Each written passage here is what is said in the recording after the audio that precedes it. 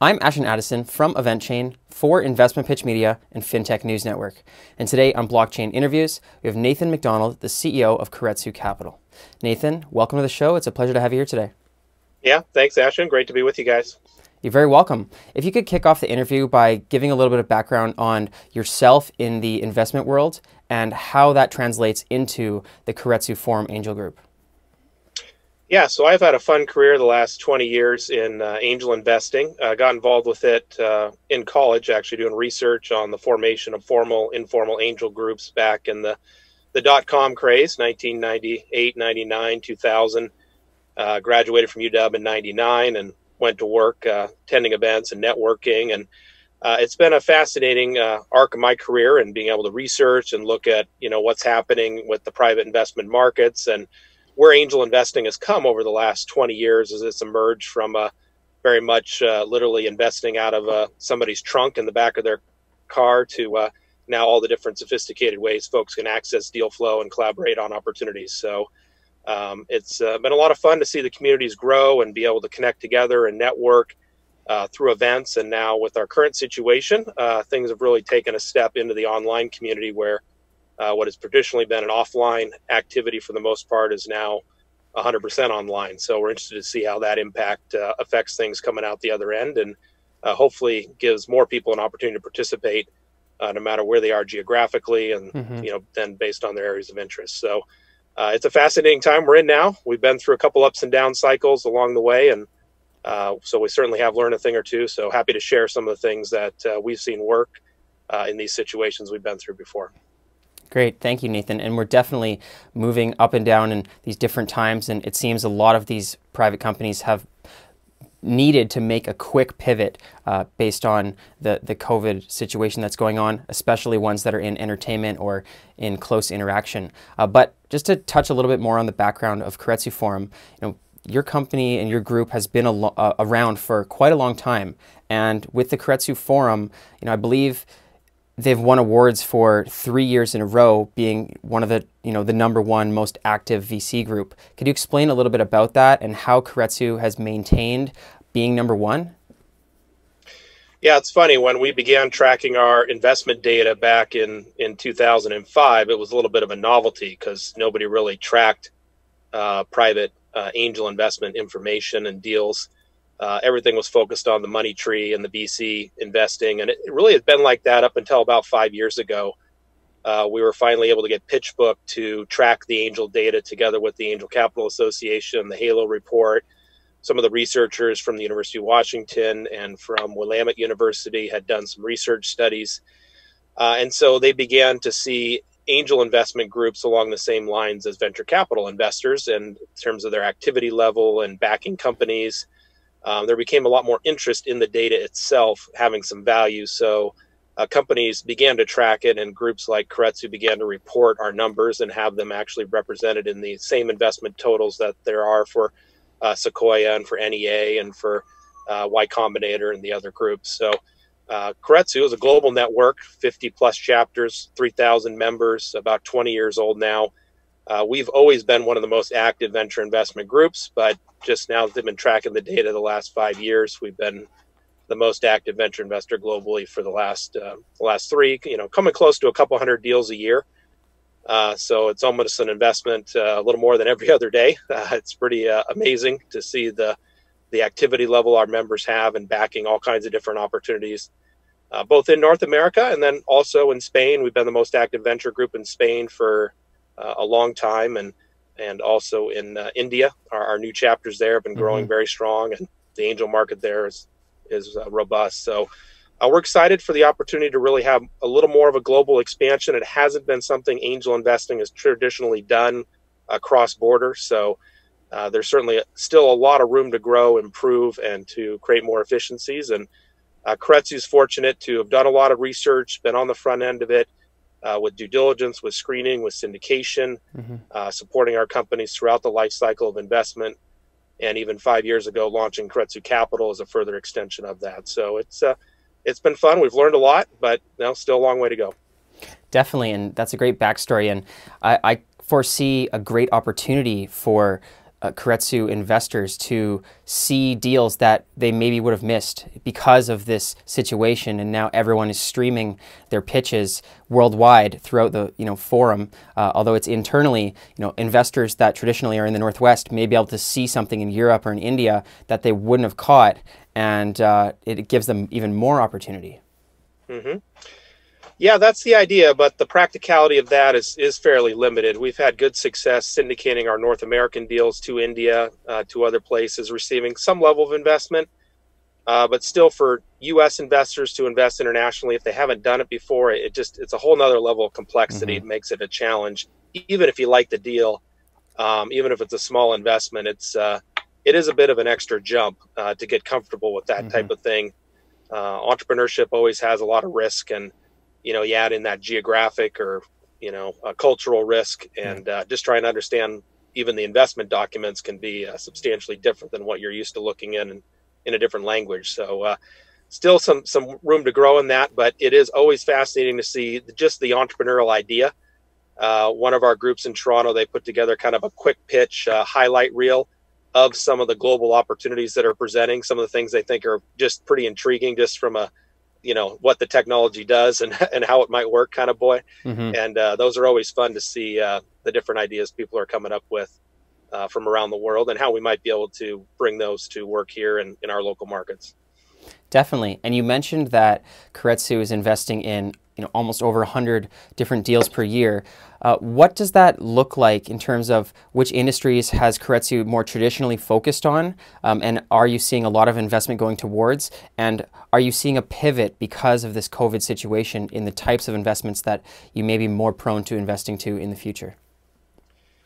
Yeah, everything's changed a bit in the last few weeks, but historically we've been about half technology and half life sciences.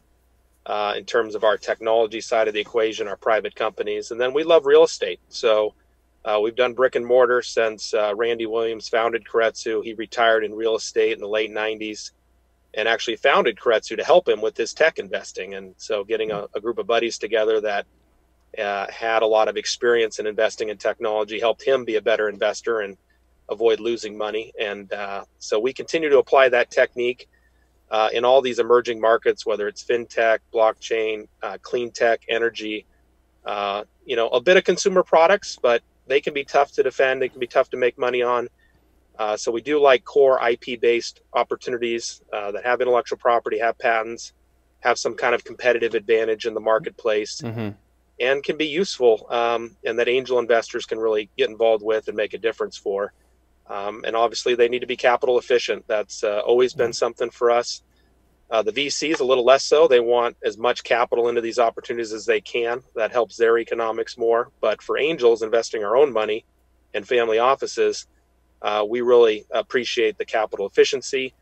And so nothing's changed there in terms of the market, because we're not looking to burn a bunch of cash and have to continually raise money all the time. We're looking to be very efficient, grow revenues. And it may take longer to exit, but ultimately the economics and the risks are worth it. Mm-hmm. Great point. And with this uncertainty in the market in the past few weeks here, and there's been quite a volatility in the public markets, are you seeing a shift in the way that entrepreneurs are trying to raise capital? For example, coming to angel groups, do they have to change their strategy or just try and stay ahead of the curve now that the situation has gotten more dire and potentially could be worse? Yeah, we've all been kind of in the aftermath of what's happened here and adjusting accordingly. And the entrepreneurs began to formulate, what are the responses to the questions? What are the questions even? It's hard when it's the fog is out there of what's happening in the media, and as things ripple around the world, some communities are handling it very well. Here in Seattle, we're fortunate. We did remote work right out of the gates with the first case back at the end of February, early March. And then we've been distancing pretty much for a month now. And so we've not seen the spike that unfortunately they've seen in the East Coast and other more dense geographic areas. California locked down right away. And again, huge population area there in LA and San Francisco. So hopefully the West Coast holds up here, and we'll see what happens for the rest of the country.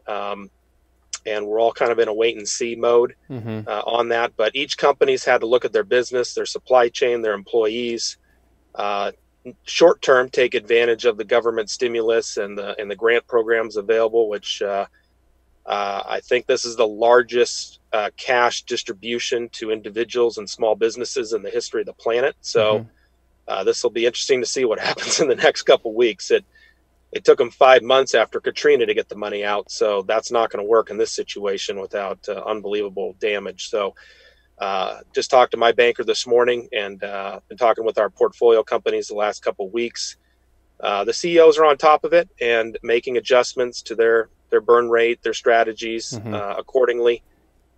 Nobody's over leveraged or significantly overvalued to where they're having to do any major triage right now. We have had a couple deals reprice, but still get done. There's a lot of investor liquidity out there. Fortunately, many of our members sold out of the markets at the end of the year, going into the election year, the trade war, obviously oil having a huge impact now in the energy sector. So fortunately, many of our entrepreneurial investors, this is the time that they wait for. They are contrarian investors, and they've got capital and they're ready to go. So if in fact companies have technologies that can address the current situation, that our life science companies are able to repurpose what they do in some capacity to provide support, we're looking to bring those types of companies to the front of the line and get those companies funded so they can have impact and they can address the situation. And where can we put our investment dollars in addition to our time and our energy to be able to make an impact? We're always looking for that. So it's a powerful time right now. The leaders are stepping up. And entrepreneurship is never an easy game at any stretch, and it just got real for a lot of people. So we're looking forward to putting our mettle to the test here and seeing how much stronger we can come out of it. That's great. And you touched on lowering the burn rates, ensuring that companies, if they're not in a fundraising mode, would have enough capital to last a potential economic movement like this towards the downtrend.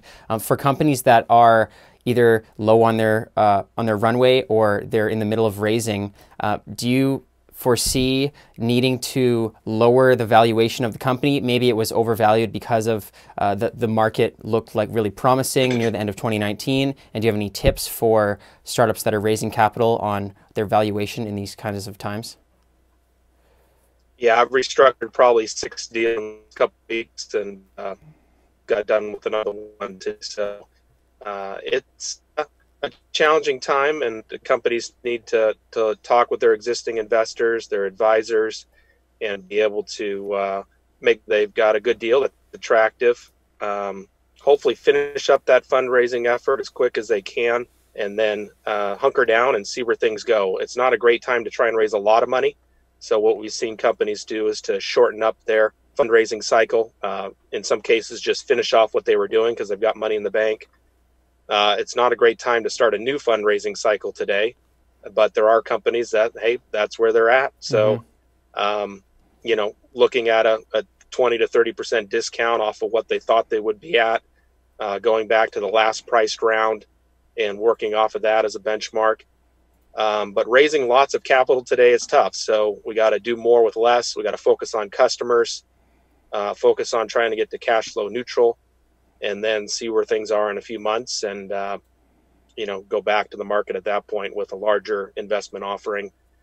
So certainly things have been curtailed a bit, but the value of investment groups for companies that do need to raise capital or have a product that can in fact scale and be of impact in today's market, those are the things that we're looking to bring to the forefront, and our investors are excited to fund. And from the previous research that I looked at, throughout the last crisis in 2008, 2009, a lot of unicorn companies were started during that time of crisis, like Uber, Airbnb, Spotify. A lot of these companies that are now multi-billion-dollar companies started their fundraising in a crisis. I see that as an encouragement for people that are starting companies to take a step forward rather than take a step back and put their head down and use this isolation time as a time to grind out what will become the future of their company when this economic shift ends. Do you foresee that? Of course, focus on the core. That is what it all comes down to for many of these companies.